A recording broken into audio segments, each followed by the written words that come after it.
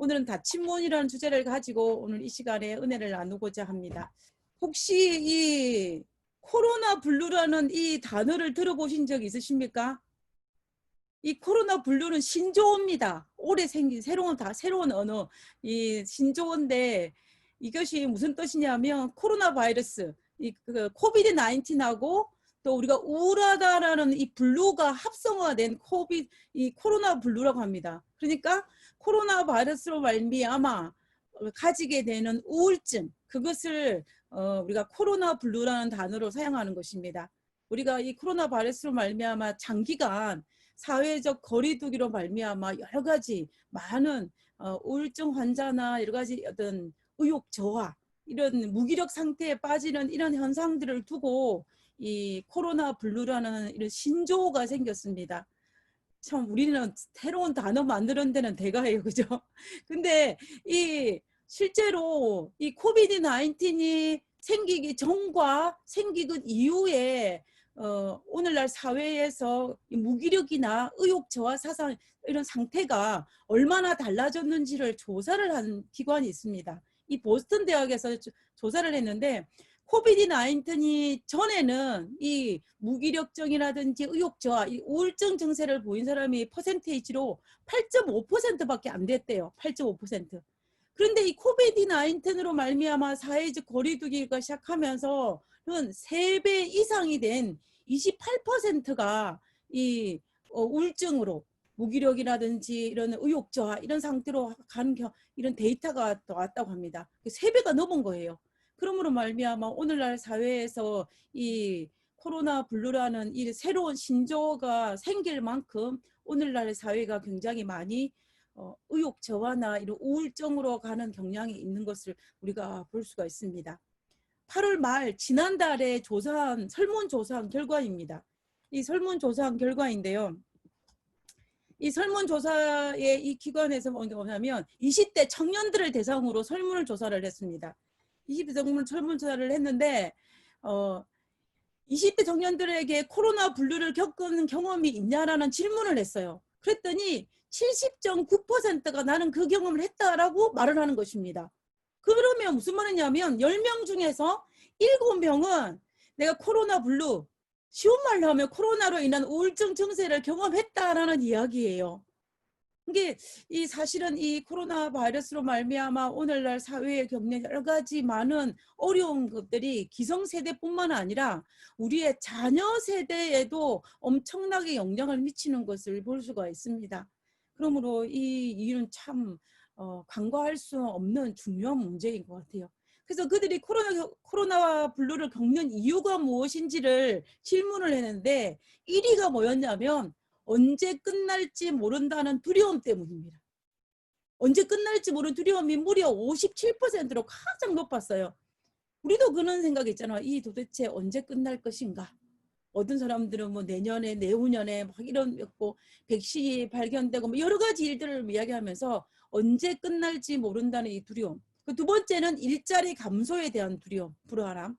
세 번째는 취미 활동 제한으로 말미암아 어떤 우울감증. 그다음에 네 번째는 소득 감소로 말미암아 경제적인 불안정함. 그리고 또 마지막 5번째는 나도 혹시나 코로나 바이러스 감염에 걸리지 않을까에 대한 염려, 그런 것들로 말미암아 이 코로나 블루를 겪고 있다라고 합니다. 그래서 우리가 코로나 바이러스의 시대를 겪고 모두가 통과하고 있는 온 인류가 남녀노소 할 것 없이 전 세계의 모든 사람들이 이 코로나 바이러스를 통과하고 있는 이 시기에 우리 모두가 다 힘든 시기가 아니란가 생각을 하게 됩니다. 이렇게 사회적 격리로 말미암아 이런 코로나 블루란 새로운 신조어도 생기고 또 우울증에 대한 데이터도 높아지는 과정 속에 그러면 자연적으로 따라오는 것은 뭐냐면 자살률이 높아진다는 이야기예요. 자살률이 높아지고 있는데 사실은 이런 코로나 블루라는 이 현상과 자살률을 증가하는 원인은 아마도 우리 인생에 우리가 살아가면서 우리 인생에 마치 문이 닫힌 그런 느낌을 받게 되기 때문입니다. 우리가 살아가다가 내 인생의 문이 탁 닫혔다는 느낌을 받을 때가 있습니다. 저도 살아오면서 제 인생에 문이 닫혀서 한 치 앞도 보이지 않은 느낌을 경험한 적이 한 2번 정도 있는 것 같아요. 근데 그때 그 경험을 제가 되뇌어 보면은 정말 미래에 대한 아무런 희망도 없고 앞날에 대한 정말 아무것도 할 수 없는 그런 상황에 처해 있을 때에 제가 그때 그 생각을 했습니다. 아, 자살하는 사람들은 이래서 자살을 하는구나라는 생각을 제가 그분들의 마음을 조금 이해했던 적이 있어요. 그만큼 우리가 인생의 문의 앞에 이런 닫힌 문이 발견되게 되면 우리로 하여금 참으로 암담하고 힘든 시기를 맞이할 수밖에 없는 것입니다. 그래서 우리가 우리 미래에 대한 희망이 없고 우리 인생의 닫힌 문이 되게 되면 우리는 감정을 추스르는 일이 그렇게 쉬운 일은 아니에요. 성경에도 보면은 수많은 믿음의 도둑들이 인생을 살아가면서 이런 닫힌 문을 경험하는 경우들이 많이 있었습니다. 저는 이번에 개인적으로 소선지스를 읽으면서 호세아 선지자에 대해서 생각을 하게 되었습니다. 이 호세아 선지자는 제가 보기에 구약에 많은 선지자들이 있습니다. 믿음의 선지자, 구약에 정말 대선지사, 소선지사 할 것 없이 많은 선지자들이 있는데 이 호세아 선지자야말로 참으로 힘든 삶을 살았던 선지자가 호세아가 아닐까라는 생각을 하게 되었습니다. 이 호세아 선지자는 제가 호세아 선지자하고 가장 닮은 꼴인 선지자가 누구일까를 생각해 보았는데 아마도 그 사람은 이 예레미야라는 생각을 하게 돼요. 예레미야. 왜냐하면 이 예레미야는 우리가 알다시피 남방 유다가 멸망할 때에 하나님의 기별을 전한 선지자가 바로 이 예레미야였습니다. 그러면은 이 호세아는 북방 이스라엘이 멸망에 갈 때 선자 역할을 감당했던 사람이 누구냐면 바로 호세아예요. 그리고 또 이 예레미야는 자신의 기별이 거절당함으로 말미암아 그 나라가 바벨론에 의해서 멸망하는 것을 눈으로 본 사람이 누구냐면 바로 예레미야였습니다. 그렇다면 이 호세아 선지자는 뭐냐면 호세아 선지자도 마찬가지로 자기가 하나님의 기별을 전했는데 그 기별이 거절당하고 그로 말미암아 자신의 나라도 아시리아에 의해서 멸망해 가는 과정을 눈으로 볼 수밖에 없었던 선지자가 바로 이 호세아 선지자입니다. 그리고 이 에레미야가 40년 동안 이 눈물로 선지자 생활을 하였다면 호세아 역시 북방 이스라엘 멸망하는 과정 속에 40년 기간 동안 정말 눈물을 흘리며 선지자 사역을 감당했던 사람이 바로 이 호세아 선지자인 것을 우리가 볼 수가 있습니다. 이 에레미야와 호세아 선지자가 다른 점이 있다면 이 예레미야 선지자는 독신으로 선지자 생활을 했던 사람이에요. 독신으로. 근데 호세아는 독신이 아니라 결혼한 과정 속에서 선지자 활동을 했다면 차이점이라면 차이점이라고 볼 수가 있을 것입니다. 그런데 가만히 생각해 보면요. 예레미야는 독신으로 살았지만 속 편한 독생활이었습니다. 자기를 받아는 사람이 없으니까 혼자 살았으니까. 그런데 이 호세아는 좀 달랐어요. 호세아는 행엄한 아내였습니다. 한마디로 하면 음탕한 아내, 바람 피우기와 가출이 주특기인 아내를 둔 남편으로서의 선자의 생활이에요. 두 개를 비교하면 누가 더 힘들겠습니까? 독신도 힘들지만 이렇게 가정에 충실하지 않은 배우자를 둔 이 남편 호세아가 더 힘들었을 것입니다. 그뿐만 아니라 호세아가 고멜과의 사이에 난 자녀들도 그의 의미를 따라서 행음한 자녀라 그랬습니다. 우리 성경 기록되어 있지 않지만 아마 그의 자녀들도 호세아에게 굉장히 머리 아프게 한 정말 가슴 아프게 한 그의 자녀들이었을 거라고 우리는 미루어 짐작할 수가 있습니다. 그러므로 정말로 이 호세아는 가정적으로도 굉장히 힘든 생활 속에서 하나님의 기별을 전해야 했기 때문에 호세아가 감당해야 될 인생의 무게는 예레미야보다 더 큰 그런 힘든 선자의 삶을 살지 않았나라는 생각을 우리가 할 수밖에 없는 것입니다. 우리가 이런 면에서 볼 때 호세아는 인생의 힘든 닫힌 문을 경험한 그런 선지자가 바로 호세아가 아니었나라는 생각을 하게 되는데요. 우리가 호세아서를 읽어보면 호세아의 삶에 있어서 닫힌 문의 시작은 결혼 생활부터 시작이 됩니다. 우리 그 부분을 한번 살펴보도록 하겠습니다. 호세아 1장 2절입니다. 여호와께서 비로소 호세아에게 말씀하실 때 여호와께서 호세아에게 이르시되 너는 가서 음란한 여자를 맞이하여 음란한 자식을 낳아라. 이 나라가 여호와를 떠나 크게 음란함이니라 하시니. 우리가 이 성경 구절을 보면서 어떤 신학자들은 이렇게 이야기합니다. 하나님께서 사랑도 하지 않은 호세아에게 음탄한 아내 고멜을 먼저 아내로 맞이하는 것이 하나님의 품성상 맞지 않다는 것입니다. 다시 말씀드리면 하나님은 사랑의 하나님이고 하나님의 모든 사람을 행복하게 하는 것이 하나님의 품성이신데 처음부터 음란한 여자 고멜을 호세아는 알지도 못하고 사랑하지도 않는데 그 음란한 여자를 너의 아내로 맞이하라라고 말할 하나님의 품성과 맞지 않다는 것이 많은 신학자들의 견해입니다. 그러므로 어떤 신학자들은 이 부분을 두고 뭐라고 얘기하냐면 하나님의 품성상 그런 말이 안 되기 때문에 풍요적인 사건으로 하나 예를 들어서 어떤 꿈이나 이상으로 하신 말씀이지 이거는 실제 사건이 아니다라고 이야기를 해요. 그러나 우리가 호세아서를 읽어보면 호세아는 자기의 아내 고멜에 관련된 것은 어떤 실제적인 사건으로 이야기하기 때문에 어떤 신학자들이 주장하는 그런 어떤 견해를 우리가 받아들이기는 조금은 어렵습니다. 그래서 우리는 또 많은 사람 신학자들의 의견도 그렇고 그리고 우리 교회 주석도 그렇고 엘렌 G 화이트 주석에도 이 부분에 대해서 어떻게 이야기하고 있냐면은 그것은 호세아가 이미 사랑하고 있는 여인과 결혼할 것을 허락하는 명령이었을 수도 있다는 것입니다. 무슨 말이냐면 호세아가 고멜과 연애를 했어요. 연애를 했는데 그때 당시에는 고멜이 그렇게 음탕한 여인인 줄 호세아가 몰랐습니다. 우리가 결혼하기 전에 다 알고 결혼하지 않지 않습니까?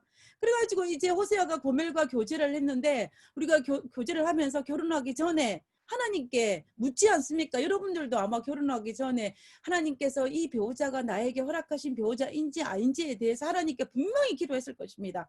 저는 우리 연애할 때도 그런 기도를 하나님 기도했을 것이고 또 결혼했을 때는 당연히 이 부분에 대해서 더 많이 기도했을 텐데 호세아가 하나님의 선지자였으니 그것을 두고 기도하지 않았겠습니까? 근데 하나님께서 이 음란한 여인인 줄 모르는 이 고멜이 내가 사랑하기 때문에 이 여인이 나에게 허락하신 사람인지 아닌지를 하나님께 기도했다는 것입니다. 그때에 하나님께서는 고멜이 음란한 여인인 줄 알고는 있었지만은 호세아가 그런 이미 교제하고 있는 사랑하고 있는 여인과 결혼을 했을 때 하나님이 허락하시는 명령이었다라는 것입니다. 허락의 측면이라는 것을 우리가 알 수가 있는 것입니다. 하나님이 예스해서 이제 호세아가 결혼한 것입니다. 그런데 결혼하고 보니까 고멜이 옛날과 다른 거예요. 자기 본색이 드러난 거죠. 결혼하기 전에는 자기의 본색을 잘 숨기고 있었는데 결혼을 하고 나서는 이제 고멜의 원래 모습이 하나씩 드러나기 시작하는 것입니다.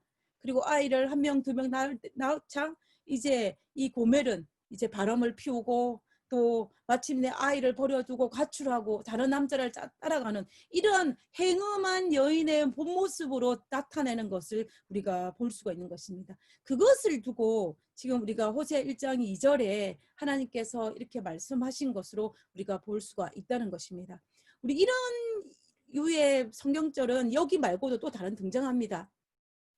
에스겔 24장 16절에 보면은 인자야 내가 내 눈에 기뻐하는 것을 한번 쳐서 빼앗으리니 이 부분은 뭐냐면 우리가 앞뒤 에스겔 24장 전체를 보면 그 에스겔의 아내가 오늘 죽을 것이라는 그 이야기입니다.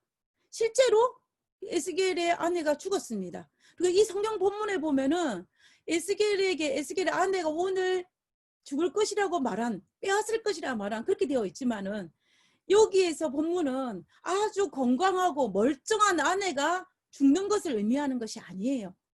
여기에 대한 의미는 아내가 오랫동안 지병을 앓고 있었는데 이제 그 오랫동안 고통 가운데 있다가 그날 숨을 거둘 것이라는 그 이야기를 지금 하고 있는 것입니다. 그래서 이런 입장이나 이 에스겔의 입장이나 호세아 입장에서 본 것처럼 하나님은 허락하신 측면이었지 강제로 하신 것은 아니라는 것을 우리가 알고 수가 있는 것입니다. 어찌되었든지 간에 이 호세아 입장에서 보면은 자신의 삶에 있어서는 다침문입니다. 선지자로서 자신의 기별이 백성들 하여 거절당하고 오히려 자신의 기별과는 또 다르게 더 폐역해가는 과정을 살펴보는 선지자로의 삶도 다침문이에요. 그리고 가정적인 부분에서 볼 때도 이제 자기 아내가 바람이 나서 집을 나갔습니다. 그리고 집안에 있는 아이들이 엄마를 찾고 있습니다. 그리고 그 아이들도 여전히 문제아이입니다. 그런 과정 속에 있을 때 이 호세아 입장에서는 다침문입니다. 다침문 입장이고, 제가 만약에 호세아 입장이 된다고 생각해 보면 밥이 제대로 안 넘어갈 것 같아요. 너무 힘들 것 같습니다. 앞으로도 갈 수 없고 뒤로도 갈 수 없고 자신의 아픔을 누군가 공유할 수도 없는 이러한 정말 진퇴양난에 누구한테도 배려받지 못하는 이런 고통 가운데서 호세아가 힘들어할 수밖에 없는 이 다침문 인생이 그에게 닥친 거라고 볼 수가 있는 것입니다. 성경에 보면은 인생을 살아가다가 이런 다침문을 경험한 수많은 믿음의 노독들이 있습니다. 호세아뿐만이 아니라 우리가 이 사도 바울도 그의 생애에서 다침문을 경험하였습니다. 이 고린도후서에서 11장 23절에 누가 이 바울이 고백하기를 내가 옥에 갇히기도 더 많이 하고 매도 수없이 맞고 여러 번 죽을 뻔하였으니 3번 태장 매를 맞고 한 번은 돌에 맞고 3번은 파선하는데 일주야를 기품에 지냈으며 자기가 인생을 살아올 때 수많은 고통이 있었다는 것입니다. 수많은 다침문을 경험했다는 거예요. 그리고 또 우리가 알다시피 이 사도 바울은 고린도서 12장에 보면은 육체의 가시, 이 사탄의 뭐라고 했냐면 사탄의 사자라고 표현할 정도로 자기의 육체의 가시였던 이 고통에서 하나님께서 헤어나게 도록 3번 기도했다고 했습니다. 근데 그때마다 하나님께서는 노라고 대답하셨다고 그랬어요. 자기 인생의 다침문이었습니다.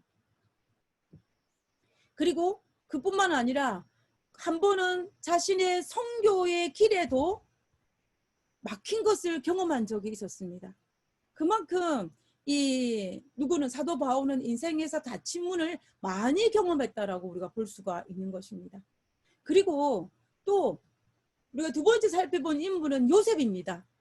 요셉은 자신의 뜻과는 전혀 상관없이 노예로 팔려갔습니다.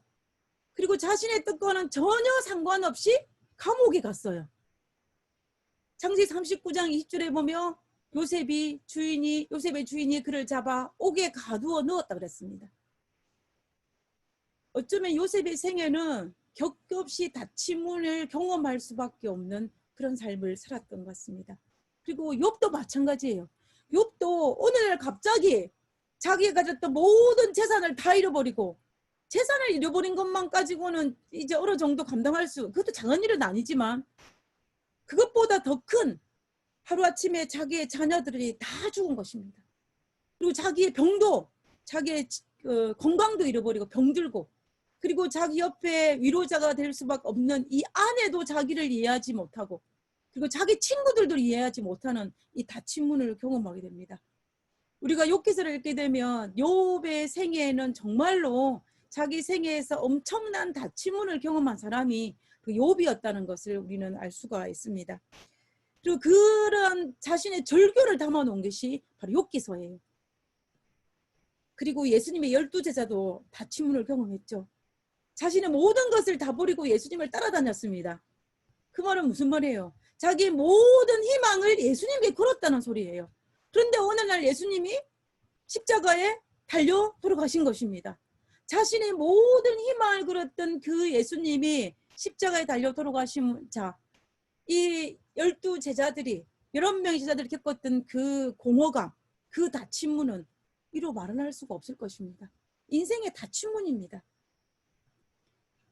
우리가 이렇듯 우리 인생에는 성경에 수많은 사람들이 다 침문을 경험하는 것과 마찬가지로 우리들도 살아가면서 이런 다침을 경험하게 됩니다. 뜻하지 않게 2020년에 이 코로나 바이러스로 인하여 오늘날 우리가 경험하는 세상들이 이렇게 바뀔 줄은 누가 알았겠습니까? 아무도 예상치 못한 일이었습니다. 그렇지만 우리가 알다시피 오늘날 우리는 이 코로나 바이러스라는 엄청난 것으로 말미암아 다침을 경험하는 사람들이 많이 있다라는 것입니다. 어쩌면 사탄이 지배하는 오늘날 우리가 살아가는 이 세상은 어쩌면 이 다치문에서 제외된 사람이 아마 아무도 없을 것입니다. 아무도. 그런데 문제는 이것입니다. 다쳤는데 이 다쳤문을 열어야 된다는 사실이에요. 그러면 우리가 어떻게 이 닫힌 문을 열 수 있느냐가 관건입니다. 관건입니다. 만약에 우리가 이 닫힌 문을 열지 못하면 오늘날 점점 더 증가하는 그 퍼센테이지처럼 극단적인 선택으로 말미암아 자살을 할 수도 있고, 그렇지 않으면 인생을 포기하고 자포자기한 상태로 닫힌 문 안에 갇혀 살 수도 있다라는 것입니다. 그렇기 때문에 우리는 문을 열고 나와서 새로운 힘으로 세상을 살아가야 하는 것입니다. 그러므로 중요한 것은 그 닫힌 문이 열고 나오는 것이 중요합니다. 닫힌 문은 그 어느 누구에게도 제외되지 않은 현실이라는 것입니다. 믿음이 좋은 사람들도, 아니면 믿음이 적은 사람들도, 아니면 믿음을 전혀 갖지 못한 사람들도 닫힌 문은 경험할 수밖에 없다는 것입니다. 우리가 성경을 살펴보면 이런 닫힌 문이 자기 인생의 앞에 놓였을 때 그것을 대처하는 유형은 여러 가지가 있습니다. 자, 그중에서 대표적인 몇 가지만 살펴보면요. 첫 번째는 남 탓을 하는 형입니다. 남 탓형. 이 형은 모든 문제의 원인을 하나님의 탓으로 돌리거나 아니면 타인에게 돌리면서 이제 원망하며 불평하는 형입니다. 이 형의 대표적인 사람이 누구냐면 욥의 아내예요. 욥의 아내는 자기가 하루아침에 잃은 재산과 자녀들과 남편의 질병을 해서 이 모든 것들을 원망을 누구에 돌리냐면 하나님께 돌립니다.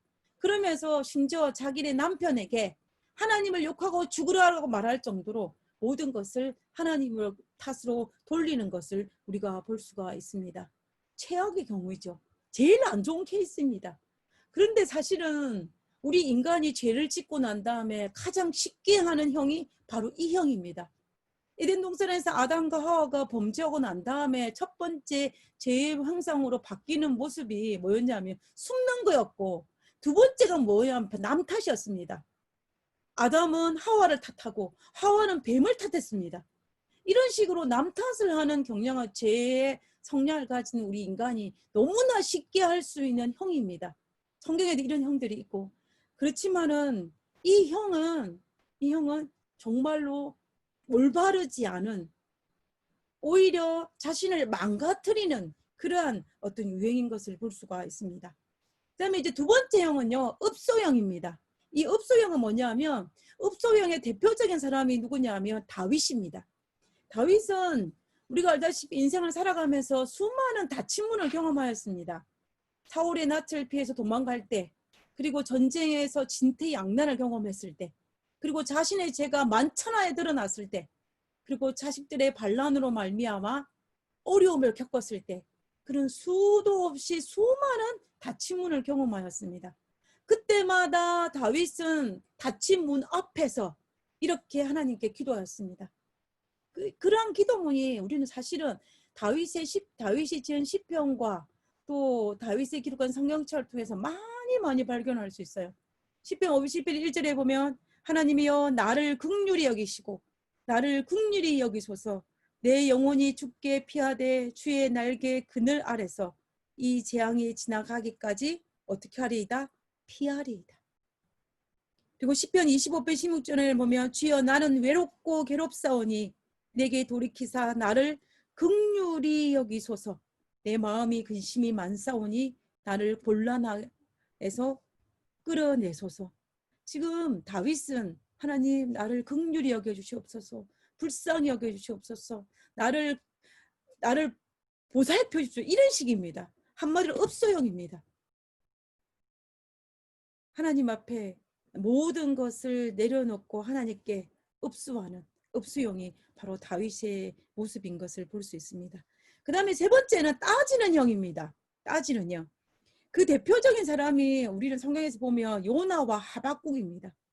하박국 선지자가 뭐라고 하나님께 따지냐면 여호와여 내가 부르짖어도 듣지 아니하시니 도대체 어느 때까지이니까 내가 강포로 인하여 외쳐도 주께서 구원치 아니하시나이까 라고 하나님께 따집니다. 하나님 도대체 언제까지 내가 참아야 되냐 이 말이에요. 내가 그렇게 기도했는데 하나님 내가 이렇게 울부짖고 외쳤는데 왜 하나님께서 내 기도를 들어주지 않냐고 하나님께 따지는 것이 바로 이 하박국입니다. 요나도 마찬가지죠. 요나도 우리 요나서에 보면 하나님께서 니느웨 성이 회개하는 모습을 보고 니느웨 성에 내릴 재앙을 내리지 않는 모습을 보지 않습니까? 그때 요나가 어떻게 합니까? 하나님 내 그럴 줄 알았습니다. 하나님은 원래 자비 하나님이기 때문에 절대로 재앙을 안 내릴 줄 아는데 왜 나로 하여금 여기 와서 이런 기별을 전하게 하십니까? 라는 식으로 요나가 막 하나님께 따집니다.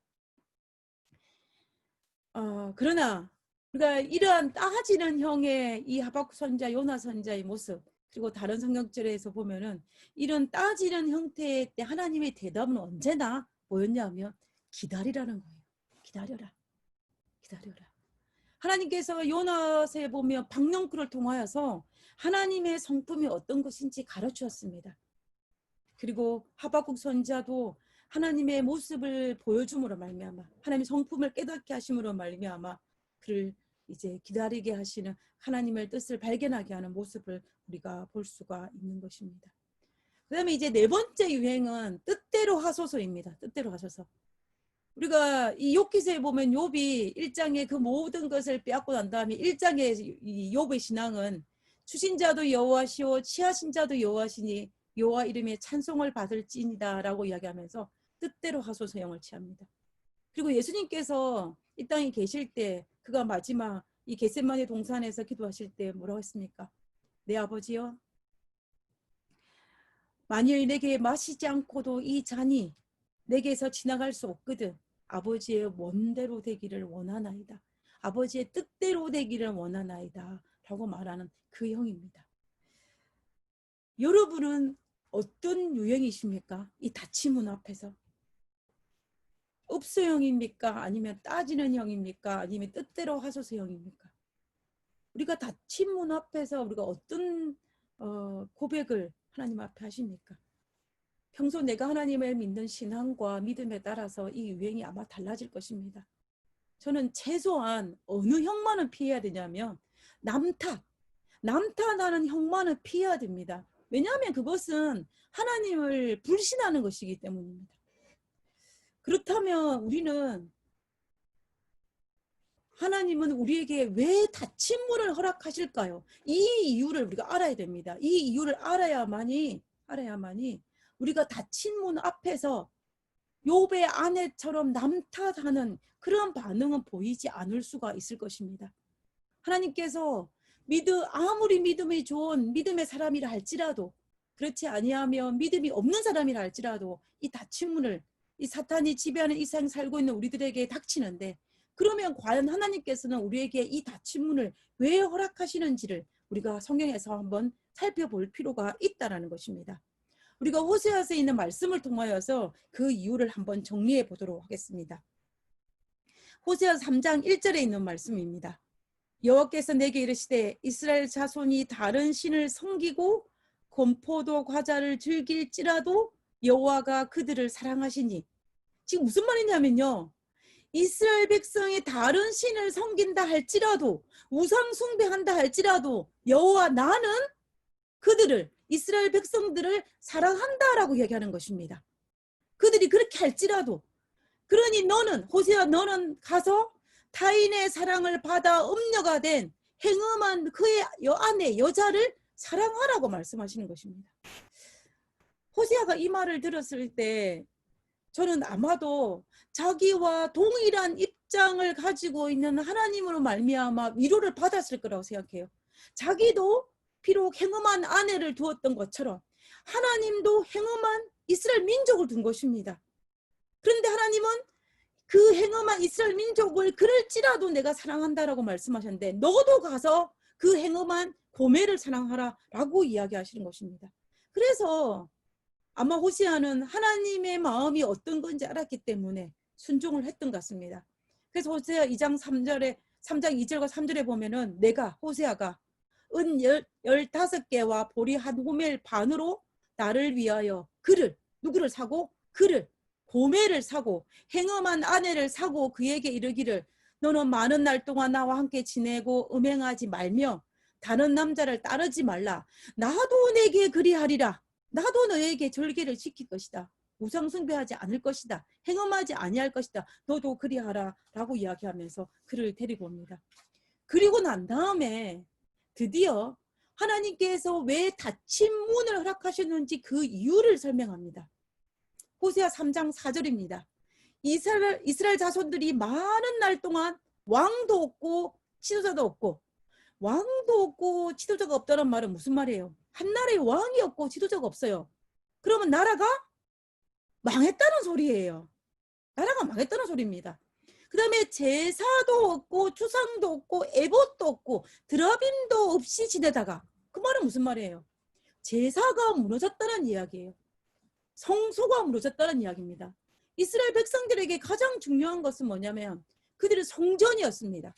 그리고 또 단 하나 나라입니다. 그런데 지금 호세 3장 4절에 왕도 없고 에봇도 없다는 이 이야기는 나라도 망하고 하나님의 성전 예배도 무너졌다는 이야기입니다.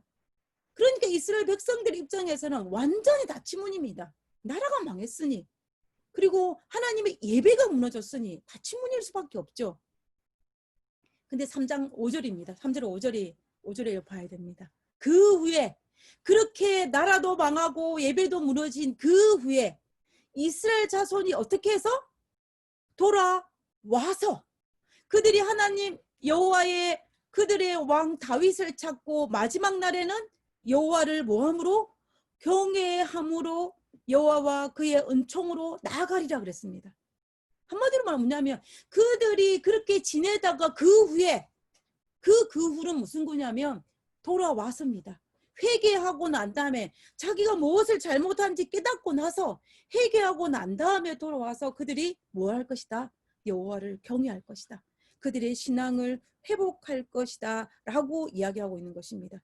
그러므로 유다 백성, 이스라엘 백성들이 비록 망하는 닫힌 문을 경험하였지만 그 이후에 그들이 회개하고 돌아와서 그들의 신앙을 회복한다라는 것입니다. 다시 말하면 그들의 신앙의 닫힌 문이 다시 열린다는 것입니다. 여호와를 경외함으로 말미암아 그들이 어디로? 그 여호와의 은총으로 나아갈 것이라고 말을 했기 때문에. 그러므로 우리가 호세아 입장에서도 가만히 생각을 해보면요. 우리가 호세아서에 있는 기록을 보면은 호세아의 개인 그 가정사에도 닫힌 문이었습니다.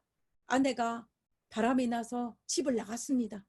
그런데 그 아내가 나가서 상황을 보니까 자기 남편 호세아가 얼마나 좋은 남편인지 깨달은 것입니다. 그리고 돌아왔습니다. 회개하고 돌아와서 그리고 이제 다시 아름다운 가정을 이루은 그런 계기가 될 수도 있다는 것입니다. 성경에는 그 뒷이야기는 없지만은 그가 돌아왔다는 것은 다시 회복될 수 있는 가망성이 전제에 깔려있기 때문에 우리는 회복할 수도 있다는 것입니다. 우리가 이 호세 3장 5절에 있는 이 말씀과 비교해 봤을 때도 호세아는 가정적으로 닫힌 문이었지만 그것을 하나님의 말씀에 순종하여 나아갔을 때 그의 닫힌 문이 열릴 수 있었음을 우리가 알 수가 있는 것입니다.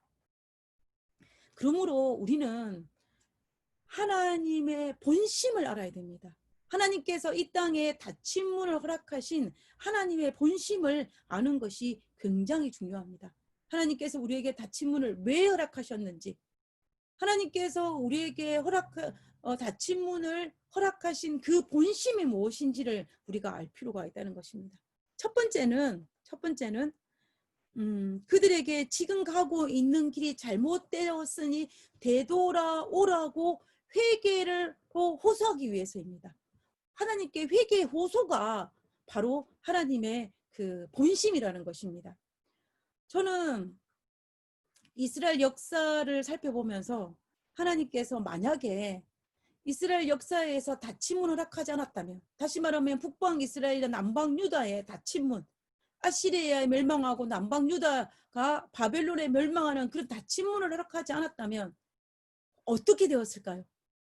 저는 그들이 정말로 북방 이스라엘 사람들은 단 한 명도 금송아지 웅상숭배에서 되돌리는 사람이 없었을 것이고, 남방 유다도 별반 다를 바가 없을 것입니다. 그들이 비록 닫힌 문을 경험하였지만 그 계기로 말미암아 회개하여서 그들이 하나님께 돌아올 수가 있었습니다. 지금 당장은 닫힌 문이 아픔이었지만 미래적인 관점, 전체적인 관점에서 볼 때의 닫힌 문은 그들에게 축복이었습니다. 그리고 하나님은 그들이 회개의 목적으로 닫힌 문을 허락하신 것이지, 그들이 고통받는 것을 목적으로 닫힌 문을 허락하지 않았다는 것을 우리는 반드시 기억을 해야 합니다. 그리고 두 번째는 뭐였냐면, 두 번째는 더 큰 문을 열기 위해서 하나님은 때로는 문을 닫으십니다. 우리가 닫힌 문은 더 큰 문을 열게 하는데요. 우리가 요셉의 경우를 한번 살펴보도록 하겠습니다. 요셉은 노예로 팔려가는 닫힌 문을 경험하였고 감옥에 가는 닫힌 문을 경험하였습니다. 그러나 그러한 닫힌 문을 통하여서 애굽의 총리가 되었습니다. 그리고 두 번째, 이 욥도 마찬가지입니다. 욥도 그 수많은 인생의 닫힌 문을 경험하였지만 우리가 욥기서 전체를 읽어보면 욥이 1장에서 알았던 하나님과 욥기 마지막서에 알았던 욥의 하나님은 달랐습니다. 한마디로 말하면 그의 생애에서 닫힌 문을 경험하였지만 그런 닫힌 문을 통하여서 하나님의 영적인 세계가 훨씬 더 넓어졌고, 그뿐만 아니라 그 외에 축복도 더 큰 축복을 받은 것을 우리는 볼 수가 있습니다. 그러므로 닫힌 문이 욥의 영안의 세계를 넓혀주신 것입니다. 그 다음에 다윗도 마찬가지입니다. 다윗도 인생에서 수많은 닫힌 문이었지만 그런 닫힌 문들이 그 다윗으로 하여금 이스라엘 역사상 최고의 왕으로 만들었습니다. 만약에 다윗에게 그런 닫힌 문들이 없었으면 다윗도 솔로몬 못지않게 나쁜 곳으로 빠질 수 있는 위험이 굉장히 많은 사람입니다. 그러나 그 인생에 닫힌 문들이 있을 때마다 하나님께 읍소함으로 말미암아 다윗은 이스라엘의 최고의 존경받는 왕이 될 수가 있었다는 것입니다. 호세아도 마찬가지죠. 호세아도 그 인생에 닫힌 문이었지만 그것을 통하여서 하나님께서 이스라엘을 향한 사랑이 어떤 사랑인지를 그는 깨달을 수가 있었던 것입니다.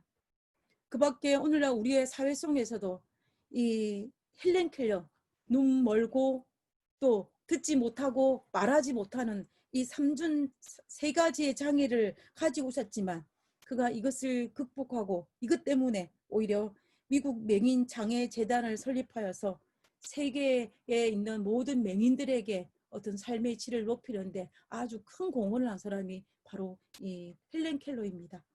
그리고 20세기에 우리 영웅으로 알려진 루즈벨트 대통령, 이 사람이 소아마비인 거 아시죠?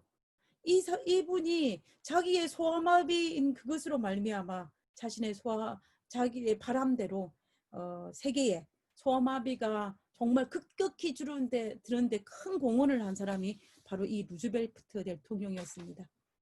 그리고 또 16세의 맹인이 된 이 강용호 박사님, 이 강용호 박사님은 우리가 한국인으로 굉장히 유명한 사람 중에 한 분인데 이 사람도 16세의 맹인이 되었습니다.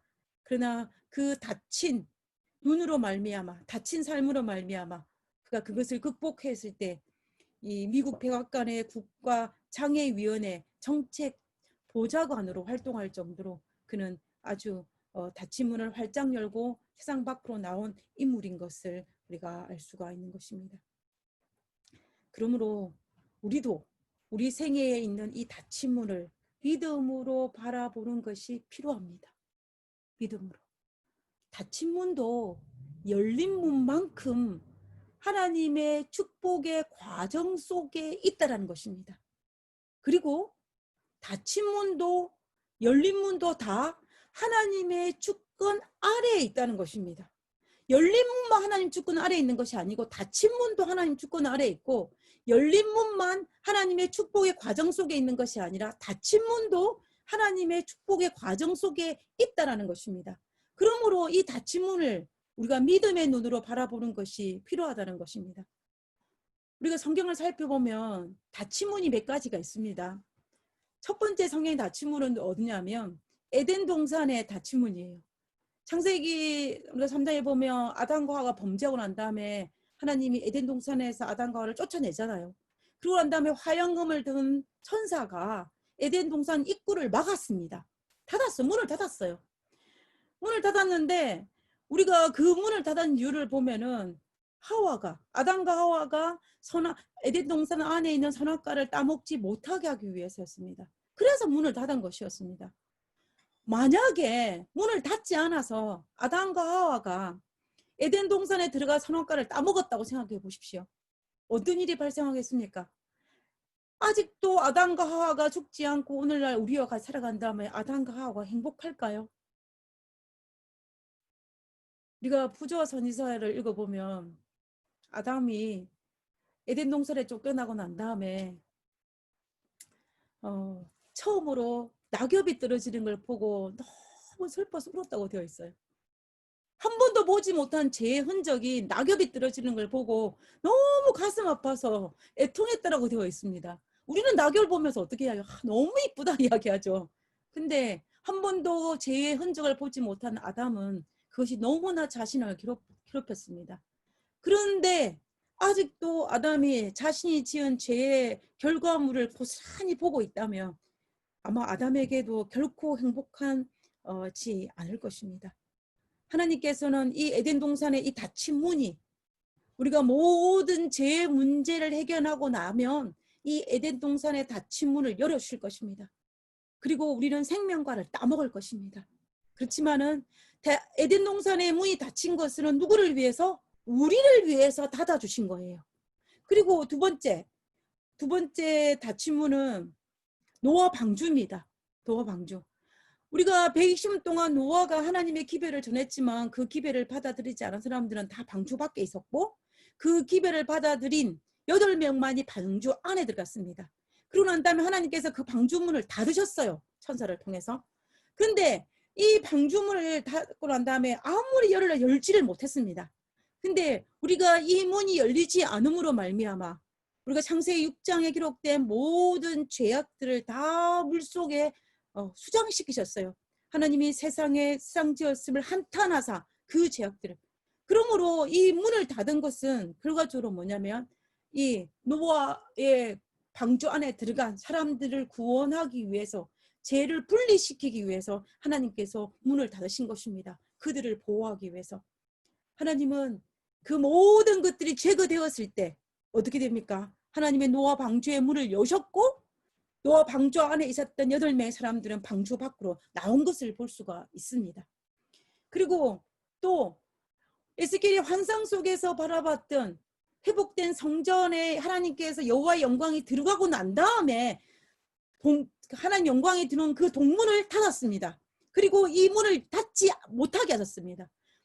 열지 못하게 하셨습니다. 왜 그랬냐면은 하나님께서 이스라엘 백성들과 함께 영원히 거하기 위해서 내가 다시는 여호와의 영광의 성전을 떠나지 않겠다는 하나님의 바람이셨습니다. 하나님께서 그 동쪽 문을 닫으신 이유도 이스라엘 백성들과 함께 하기를 바라시는 하나님의 마음이었던 것을 우리가 알 수가 있습니다. 그러므로 우리는 깨달아야 될 것이 뭐냐면 하나님께서 우리에게 닫힌 문을 주신 것도 그리고 열린 문을 주신 것도 모두가 다 우리를 위해서 허락하신 하나님의 사랑이라는 것입니다. 닫힌 문도 열린 문도 다 우리가 잘 되기 위해서 우리를 위해서 베풀으신 하나님의 사랑이라는 거예요. 우리는 닫힌 문이며 하나님이 나를 사랑하지 않는 것 같고 열린 문이며 하나님이 나를 너무 사랑하는 것 같다고 착각하지만 그러나 하나님은 닫힌 문도 열린 문도 다 모두가 다 하나님이 우리를 위해서 베풀어 주신 하나님의 사랑임을 우리는 절대로 잊지 않아야 됩니다. 우리가 닫힌 문 앞에서 절대로 하나님의 사랑을 의심해서는 안 됩니다. 왜냐하면 이유가 있어요. 이유가 뭐냐면 하늘이 땅보다 높잖아요. 하늘이 땅보다 높습니다. 그 말은 다른 말로 우리의 생각보다 하나님 생각이 훨씬 높아요. 내 생각에는 지금 닫힌 문은 힘들고 열어야 되는데 하나님 보시기에는 지금은 닫아야 될 때라는 겁니다. 그렇기 때문에 나보다 하나님의 생각이 훨씬 더 높으시고 마치 뭐처럼 하늘이 땅보다 높은 것처럼. 그래서 우리는 정말로 하나님의 그것을 믿고 순종하는 것이 필요합니다. 우리는 그리스도인은 하나님의 생각에 설득당할 준비가 되어 있어야 돼요. 다시 말씀드리면 우리는 하나님의 설득당할 수 있도록 준비가 되어야 합니다. 설득당할 준비가 되어 있어야만 된다는 거예요. 그래서 저는 그런 측면에서 볼 때 호세아는 하나님께 설득당할 준비가 되어 있는 사람이라는 것입니다.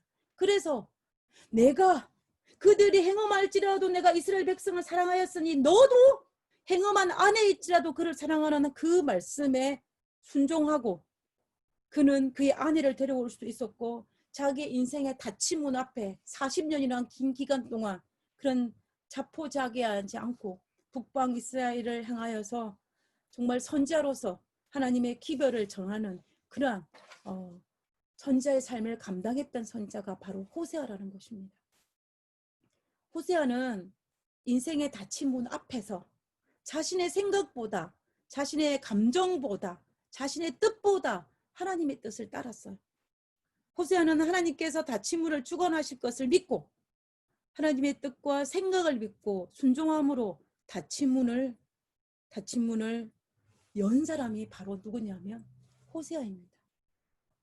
그러므로 닫힌 문을 열 수 있는 비결은 호세아처럼 하나님을 믿고 하나님의 뜻을 따라 순종하는 것이 닫힌 문을 열 수 있는 비결입니다. 그러므로 우리도 우리 인생에서 닫힌 문을 많이 보게 될 텐데 그리고 코로나 바이러스로 말미암아 오늘날 우리의 자녀들도 그리고 우리의 손자들도 그리고 우리의 선배들도 나도 오늘날 수많은 닫힌 문이 과거보다 더 많이 우리 앞에 장애물로 닫힐 그때 정말 호세아처럼 하늘이 땅보다 높음같이 우리보다 하나님의 생각과 뜻이 높음을 우리가 인정하고 그분의 뜻에 순종함으로 말미암아 지금 이 닫힌 문을 열 수 있는 그런 우리 모든 믿음의 성도님들이 되기를 간절히 바라면서 오늘 말씀을 마치도록 하겠습니다.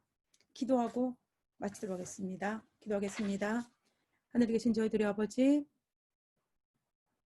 하느님께서 우리와 함께 하심을 감사합니다. 하나님은 지금도 여전히 우리를 영광스러운 곳으로 인도하고 있음을 인하여 감사합니다.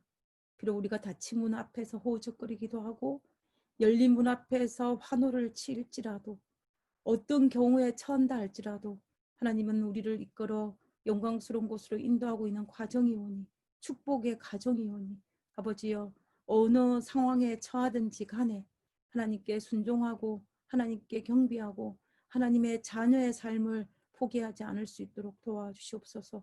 오늘 이 나파교에 속해 있는 모든 믿음의 백성들을 주님께서 기억하여 주시고 그들이 어느 곳에서 어떤 상황에 처해 있는지 주께서 아시오니 그들의 닫힌 문을 열어주시고 그들의 믿음의 눈을 열어주셔서 영안의 눈을 가지고 하늘을 바라볼 수 있는 그리고 하나님 말씀에 호세아처럼 순종할 수 있는 우리 모든 믿음의 성도들이 될 수 있도록 도와주시옵소서.